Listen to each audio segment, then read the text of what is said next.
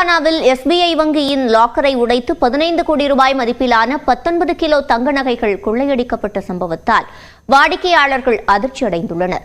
லாக்கரை case cutter மூலம் வெட்டி எடுத்து நகைகளை அள்ளிச் சென்ற வங்கி கொள்ளையர்கள் சிக்குவார்களா? பார்க்கலாம்.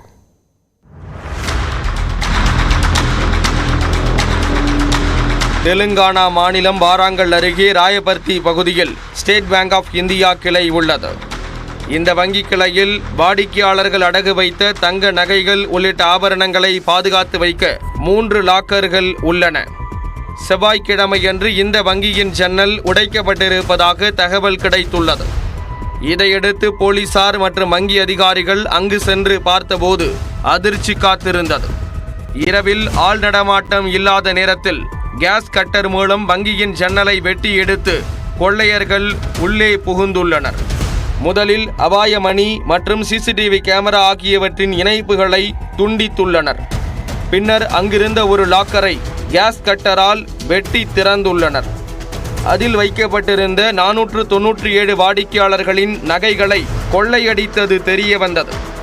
கொள்ளை சம்பவத்தை அரங்கேற்றிய கொள்ளையர்கள் தப்பிச் செல்லும் போது CCTV கேமரா ஹார்ட் டிஸ்கை கழற்றி எடுத்து சென்றுள்ளனர். கொள்ளையடிக்கப்பட்ட நகைகளின் மதிப்பு 15 கோடி ரூபாய் என்றும் அவற்றின் எடை சுமார் 19 கிலோ இருக்கும் என்றும் மதிப்பிடப்பட்டுள்ளது. SBI வங்கி கொள்ளை தொடர்பாக போலீசார் வழக்கு பதிவு செய்து விசாரணை மேற்கொண்டு வருகின்றனர். மேலும் 5 தனிப்படைகள் அமைக்கப்பட்டுள்ளன. கொள்ளை நடைபெற்ற SBI வங்கியில் இரவு காவலாளி ஒருவர் பணியாற்றி வந்துள்ளார்.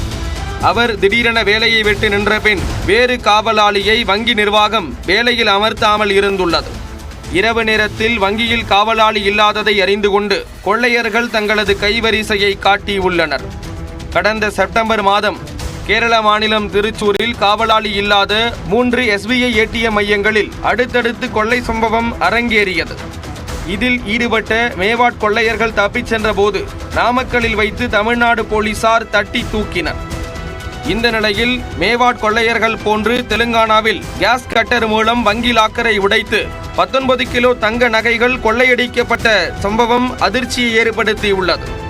இந்த வழக்கு தொடர்பாக துப்பு கிடைக்காததால் கொள்ளை சம்பவம் அரங்கேறிய பகுதிகளில் உள்ள CCTV கேமரா காட்சிகளை ஆய்வு செய்து தனிப்படை போலீசார் தீவிர தேடுதல் வேட்டையில் இறங்கியுள்ளனர்.